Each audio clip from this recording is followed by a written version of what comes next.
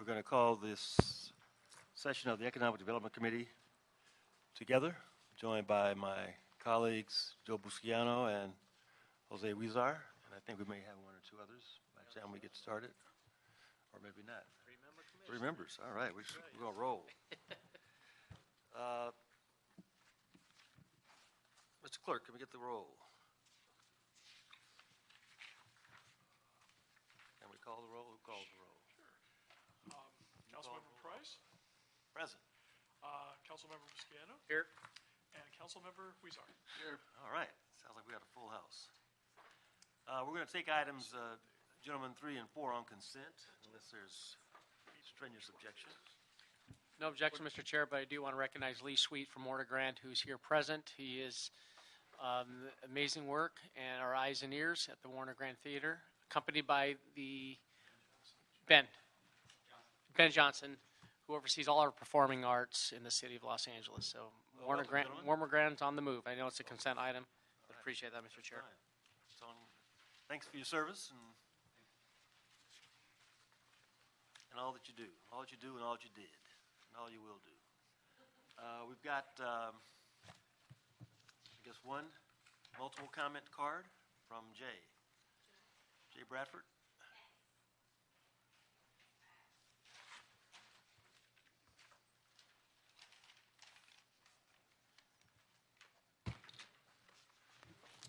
Good afternoon. My name is Jay Bradford with Creed LA. I would like to thank the City Council for assisting on the study of the addressed issue related to the neighborhood oil drilling. We are also especially grateful that the Council has a foresight to the study economic effects, including potential job and revenue losses related to proposed 2,500 feet barrier.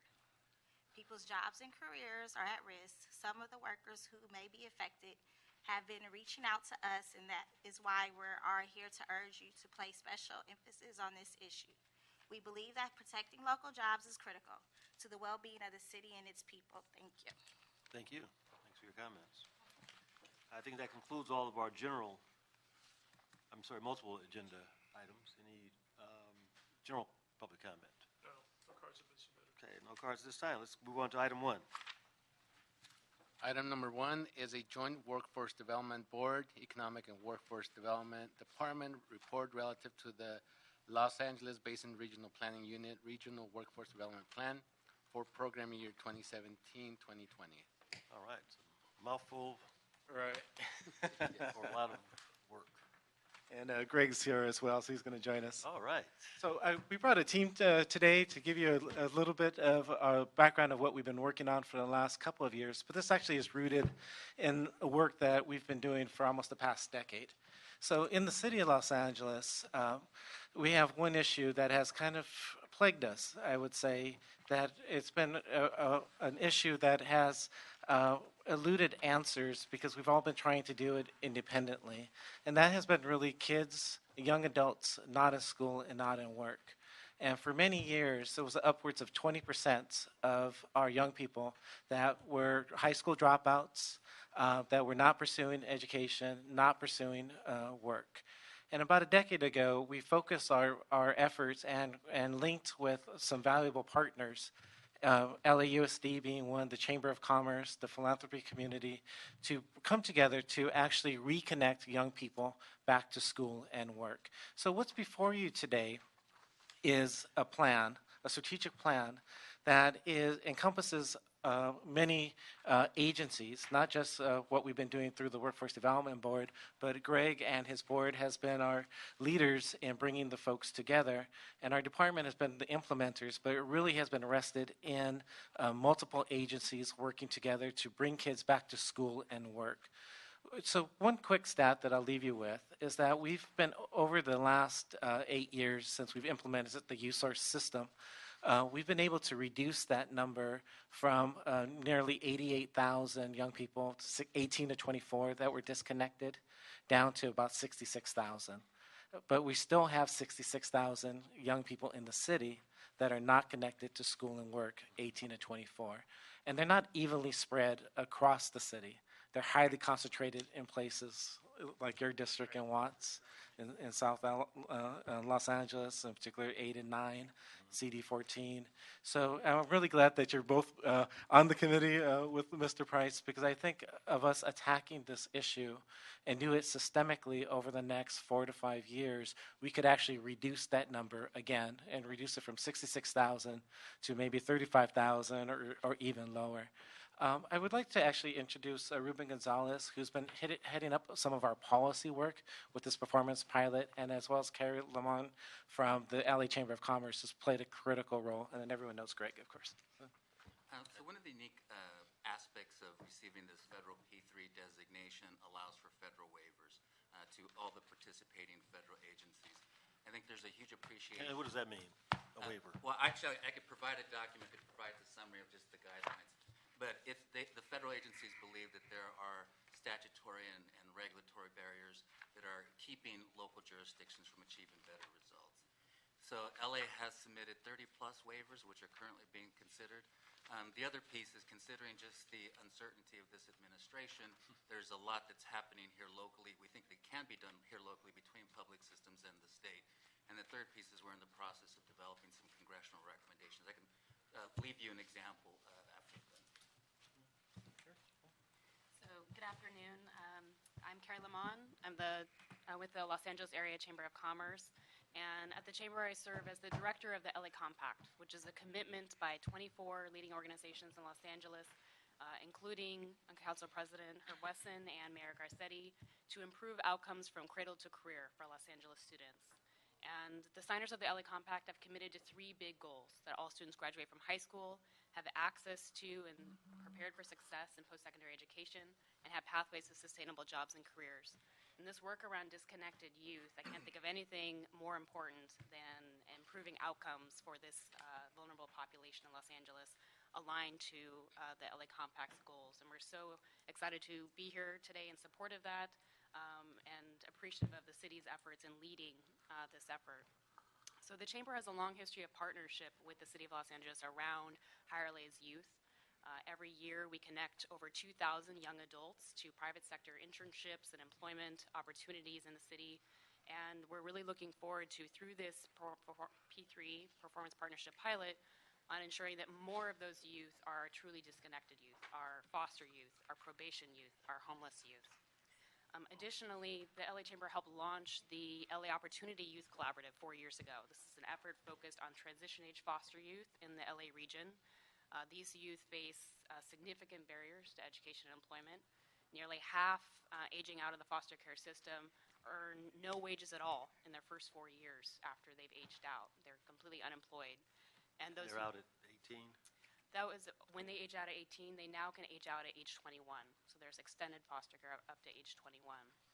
And so we've been working with the City of Los Angeles, EWDD, with the county and the Department of Children and Family Services to improve access to work-based learning experiences for this vulnerable foster youth population.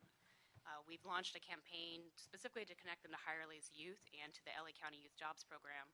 In 2014, about 80 youth, foster youth, participated in a subsidized work experience. And I'm really excited to say that last year, thanks to this collaborative effort, nearly 800 foster youth participated in a subsidized job. So we're looking to double During down the summer? through the summer, but also year-round now. A lot of those jobs are in the summer, but the county operates a year-round program, so some of them are in the fall and spring as well. So excited to double down on these efforts in partnership with the City of Los Angeles. Mr. Chair, Robert's so excited about this plan. We're actually talking about item number 2 on your agenda. Yeah, that's All right. believe And 1 and 2. yeah, and so this is number 2, right? And rightfully so. Let me give you the genesis of this. The new workforce development legislation from the federal government, WIO, Workforce Innovation and Opportunity Act, was actually structured in a way because of input that they received from all of you.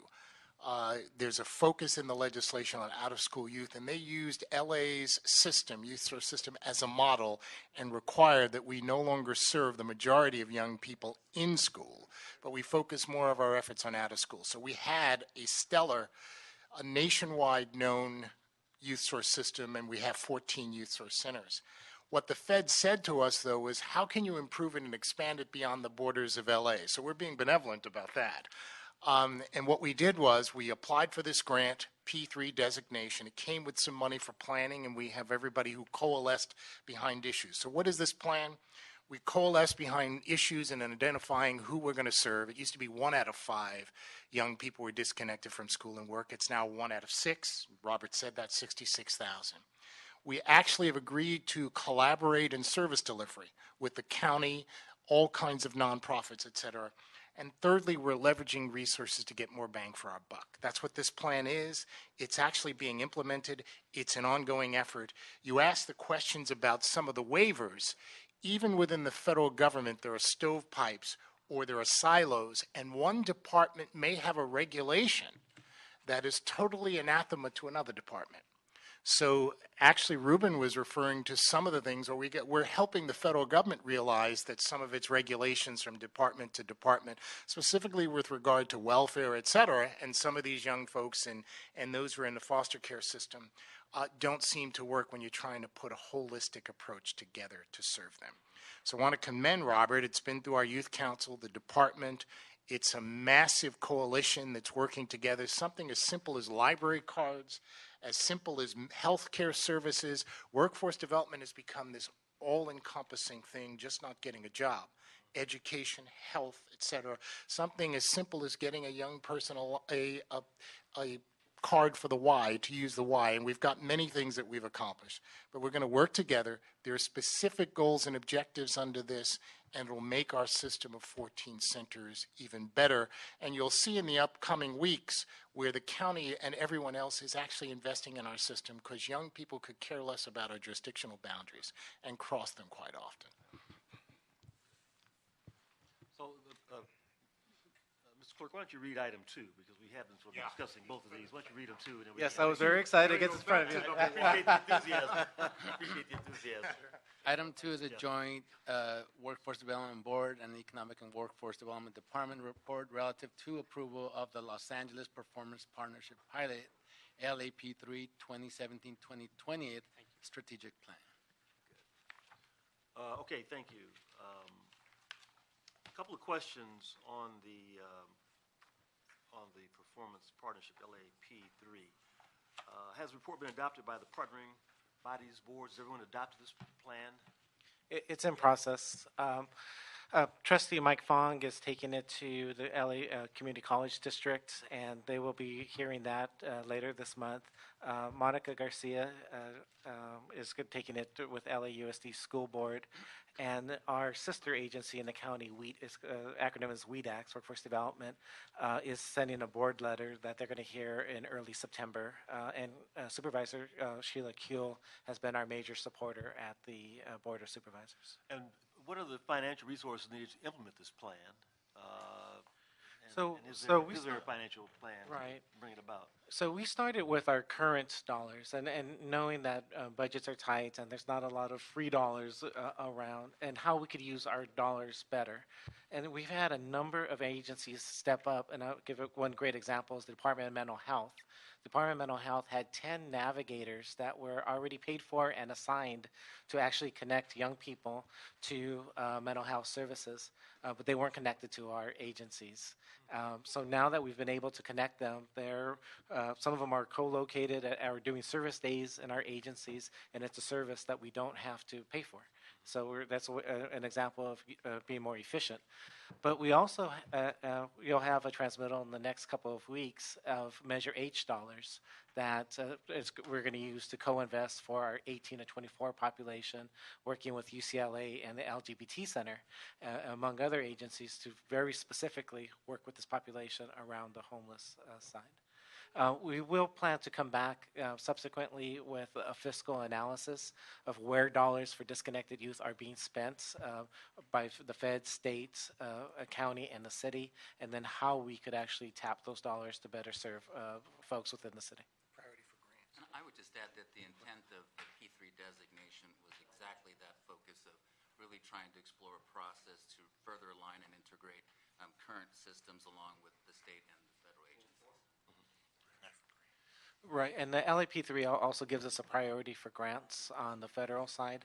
And we just received a Department of Labor grant for juvenile offenders as also a result of this effort. So, Because of the designation? yeah, partly because of designation and partly because of the history of the work that we've been doing. We do have Cal State Northridge, which is going to be evaluating this program, and they will be reporting on a semi-annual basis on the progress that we've been able to make. And then there is an interesting conversation with the presidents of Cal State Northridge and all of the other 4 Cal State systems called CSU 5. The presidents there are talking, and it's moved from a conceptual side to actually on the implementation of having an institute that could be specifically focused on disconnected youth. So it could be a research institute, a training institute, and really a one-stop center about information about these young people in the city and the county. Now, there's mention about the philanthropic community being involved in this piece. What's their role exactly? I'm going to defer to Ruben, who knows that well. I think that they've expressed, I think, a pretty strong interest in this population. The focus of Disconnected Youth is homeless, foster, probation, out-of-school youth. So I think what LAP3 has done is created an on-ramp for collective investment.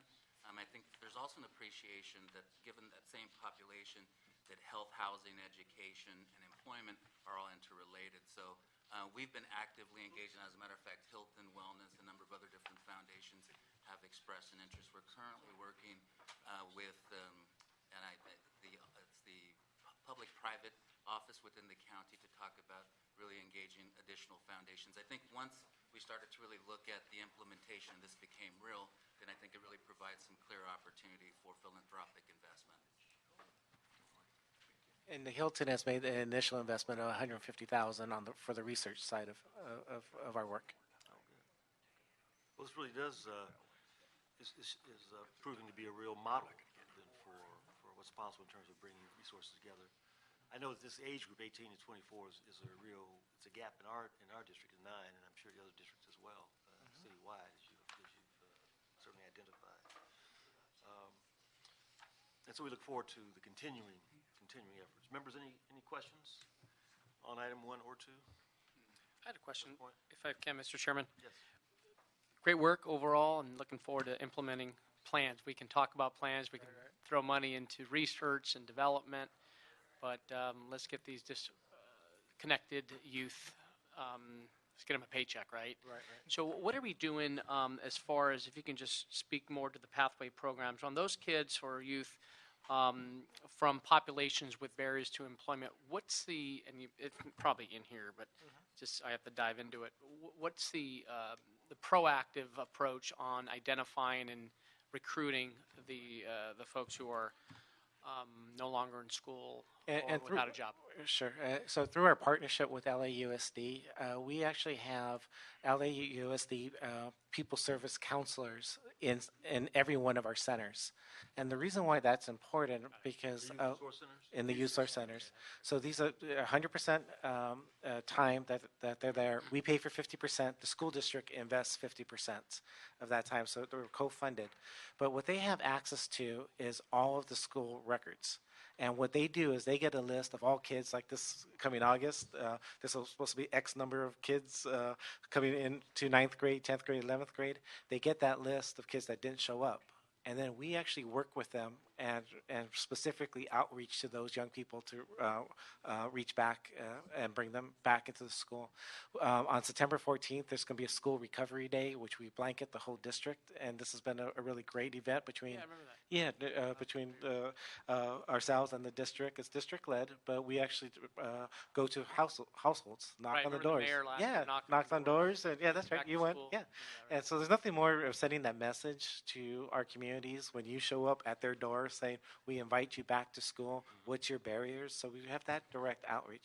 But more importantly, the systemic approach that we've taken is that when the kids come into our centers, we're inviting them back to trusted community agencies and not to go back to school that they got kicked out of or felt pushed out of. And then from there, we do the assessment and then we do the re-enrollment back in school and work. Got it. Thank you. Councilmember, you actually have an adult center and a youth center. Matter of fact, there's going to be a new youth center provider within your district. if you, and again, we appreciate your comments because plans tend to languish on some shelf someplace. I would request for you, the department to provide you with the performance. We normally do in the aggregate at the end of the year to provide you with periodic updates as to how your youth centers are Please do, doing. thank you. And I just, Actually, I think that each member would like to know how the youth centers are doing. Yeah. Yes. I just want to add on the outreach question that we've also developed through P3 strong partnerships with the Department of Children and Family Services and the Department of Probation, because we know that foster and probation youth experience disproportionately are disconnected. And so one of our primary strategies is to directly connect youth who are aging out of the foster care system into these youth source centers, and also youth who are re-entering from the probation camps when they're coming back to the community, to get them immediately connected to a youth source center so that they're not then disconnected upon re-entry. So the youth source centers that have been around only for the last 4 years? Well, we just rebid them. We've got 14. Right. Some of them we're going to How have. long has the program been in existence? It's been in existence for a while. We redesigned it for 5 years ago. Yeah, so its current model, it's in its fifth year with this partnership. The prior model, it was a standalone grant that we would give to agencies and say, you have to serve 150 kids, go off and do well, and come back and tell us the stats. So it being a standalone program did not allow it to have this increased leverage of resources. We get paid by the federal government to serve about 2,500 young people. Through our P3 efforts and all the partnerships that you heard about today, we're going to serve this year 8,000. So we've been able to highly leverage our resources, almost 3 to 1 from the federal government. And we can tell you what the results are going to be by district. Okay, that's good. Any questions, members? Any other comments? Okay, we're going to approve then the joint WDB-EWDD report as received, and we'll adopt the joint WBD-EWDD report and request that the department report back in 60 days on financing, on that financing question, how you're going to do with the money. Okay. Thank you. That'd be for item 2, Mr. Chair? That's item 2. Correct. Item 1 and 2. Item 1, 2. Item 2 has two reports from joint reports. Are we going with the later one, which is July 26th? It was amended. Yes. report. Okay. Okay, thank you very much. Thank you. Good work. Okay. And just on the item 1, I don't want to shortchange Greg's piece of work on the larger strategic work. That is an effort of all 7 workforce boards working together on the larger issues beyond just the youth piece. Thank you. Thank you. Okay, let's go to item 5. Item number 5 is a CAO and joint WDB EWDD reports relative to acceptance of a $3 million Workforce Innovation and Opportunity Act dislocated worker 25% additional assistance funds for former American Apparel workers and related matters. All right, back again. Back again. Hi, good afternoon. Aurora Brasio with the CAO's office. Before you is a request from the Economic and Workforce Development Department to accept $3 million in federal Workforce Innovation and Opportunity Act grant funds jointly with the Los Angeles County Workforce Development Board to assist workers displaced by the closure of the region's American Apparel factories that were closed in 2017. Approval of the reports would also allow EWDD to execute the sub-agreements with the grantor, the California State Employment Development Department, and to contract with service providers to implement education, training, and workforce development services for these displaced workers. Program services include outreach and recruitment, training, and intensive career placement and follow-up services. There's no impact to the general fund, and both representatives from EWDD and I are available for any questions. Okay. This is a typical effort, I think, when businesses close, certainly to provide the relocation services. I think it is unusual to receive some funding. Is that pretty common now? Do employers kick in, or do they No. voluntarily, or So the state does have an additional assistance funds for mass layoffs like this. What's unique about this one is that we actually did have a joint effort, specifically because of the needs of this population. Many of the folks that worked at American Apparel were limited English proficient, so we've been having to go with other partners to be able to address the language needs for one. The other issue has really been the right to work issue and being able to make sure that folks are able to keep their visas and other documentation that they have the right to work.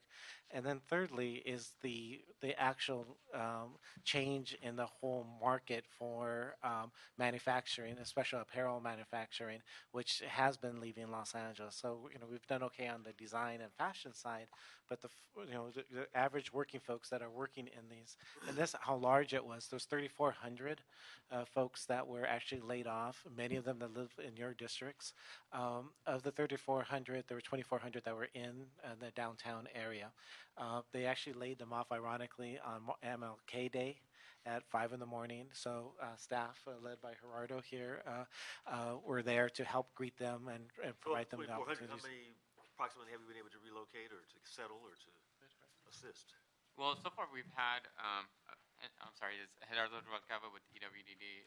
So far we've had about 800 individuals that came through our various, rapid response sessions, job fairs, et cetera. We've had about close to 500 that have been enrolled into our WIOA program, and so those are individuals that are currently receiving services. There's an additional... So does that mean they've got a job, or they're in training or doing something else preparing to get a job? They're being prepared to get a job. So, as Robert mentioned, these are, a population that, is very monolingual. Many individuals were lack literate skills in including their own native languages. So, so there's a lot of training that's going on, including with our partners with LAUSD to get people prepared to, for the jobs that are available in today's market. Mr. Chairman, out of all the money the state of California receives from the federal government in terms of the Workforce Innovation Act, the governor retains a portion for instances like this. We have to apply for it when we have a massive layoff that goes and exceeds our regular allocations. As is typical of this, initially there's the shock of someone losing their job, so we have higher numbers, and there are performance metrics that the governor will expect from this. Even though we may start off at 500, some invariably come in as their unemployment begins to expire, their unemployment benefits. And again, the shock of it, some of them may say, well, I'm going to sit back for a while and assess my possibilities. So we do anticipate more people will access these services. There are multiple services offered, from direct placement to job training to ESL, et cetera. We do have goals and objectives that the governor has imposed on us in terms of placement as an end result. Okay. Gentlemen, any questions? Okay, we're going to approve the report as amended. Thank you much for your work. Okay, thank you. Thank you. Continued work. Item number 7. 6. I'm sorry. 6. Item 6. Item 6 is an EWDD and CAO reports relative to approval of funding, recommendations, and proposed contract pursuant to the results of the reopened City of Los Angeles Business Source Center System Operator for the East Los Angeles Service Area, request for proposals, and related matters. Good afternoon again. Aurora Brasi with the CAO's office. Before you is a report from the EWDD department recommending approval. Excuse me, I'm sorry, Mr. Herman, if he's disrupting the meeting, Sergeant, if you can, I can't hear the presentation. Thank you, Sergeant. Sorry. Yes, continue. Okay. Again, before you is a request from the EWDD department recommending approval of the results of the reopened RFP process to select a service provider for the East Los Angeles Business Source Center. Barrio Planners was the sole respondent to the RFP and is the existing contractor for the service area. EWDD also requests approval to execute a contract with Barrio Planners in an amount of up to $500,000 and a retroactive term from April 2017 through March 2018 with 3 one-year renewal options. Funds are available and provided through the Program Year 43 Consolidated Plan. Both EWDD representatives and I are available for any questions. Okay. Any questions, members? Do we need to take comment on this, or we do it at the end? sorry? We're going to take comment at the end on this. Well, We can do that. multiple agenda, At the end? no, the multiple agenda is already opened and closed. And I note that these cards were all turned in after it closed. So I would suggest that they'd be entitled to 1 minute on one item of the cards. Okay, If they wanted on number Okay, 6. let's take testimony first. Make sure we're done with all the testimony first. Sure. Any other? Mr. comments? Chair, Yes. Daisy Hernandez with EWDD. I just wanted to take a moment to clarify the score that was received by Mario Planners when their proposal was evaluated. In the original report, we indicated that the score is 70. However, as we went back to the records, we noticed that there was an error and the actual score is 87. So I want to just make sure that the committee knows that the And that score was- is actually that was the 87. Entity that was selected, correct? Ex- That's the recommend. Yes. Okay, well, if there's no other discussion, we'll approve the CAO report as amended. Thank you. Thank you. much. Item number 7. Item number 7 is a Municipal Facilities Committee report relative to establishing a list of pre-qualified consultants identified through the request for qualifications to provide professional consulting services for the EWDD. Committee. Sam Hughes, Economic and Workforce Development Department. Before you for consideration is the request for authorization to establish and approve the list of pre-qualified consultants identified through the RFQ to provide professional consulting services for EWDD. This matter was heard in MFC, I believe, a couple of weeks ago, and so it's before this body, which will allow us to move forward in approving the pre-qualified list, as well as adhering to the authorities that we're requesting there as well. At large, the request in short is to have professionals on call for the department to assist us in a variety of different tasks, which include but aren't limited to, in this case, relocation services, I believe construction cost estimator services, as well as financial feasibility and real estate analysis services. Consultants that are listed here, interestingly enough, we're under contract with some of them now. They've been quite helpful to the department in enabling us to further our mission, and that is to provide economic development to the impacted council districts throughout the city. So I'm here to answer any questions, if there be any. Yeah, just curious, how many proposals were received?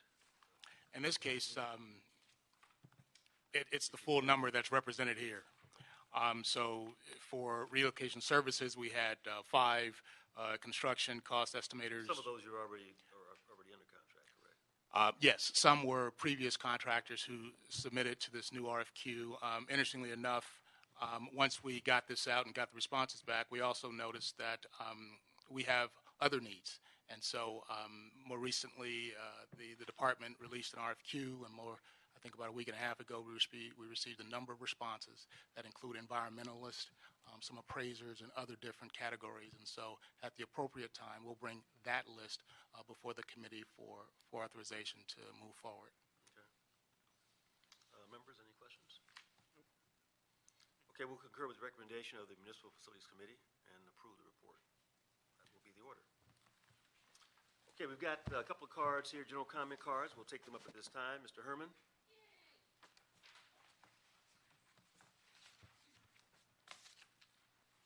You've got 1 minute, sir. How many minutes? 1. 1 fucking minute on item 5, 6, and 7 what I filled out a card for. Regarding the fucked up workforce for innovation and a fucked up opportunity act for sanctuary cities. You know what? Something totally fucking wrong with this city that's going bankrupt. In addition to that, item 6 deals with District 1, 13, and fat bald fuck from 14, funding and recommendations of contracts. Well, give me a fucking sleeping bag in order for the business source center system to operate for the East Los Angeles area. And then the last one, Del Richardson, item 7, for qualified consultants identified through request. Well, that's a conflict of interest because I sure hell don't know what the liability between the 2 wives of bigamist Mr. Price has to do with these so-called consultant fees. We need to stop stealing. Thank you for your comments. That concludes the general comment cards. This is illegible. I don't know who this person is. Yeah. Oh, is that Puppet? Okay, Puppet, come on up.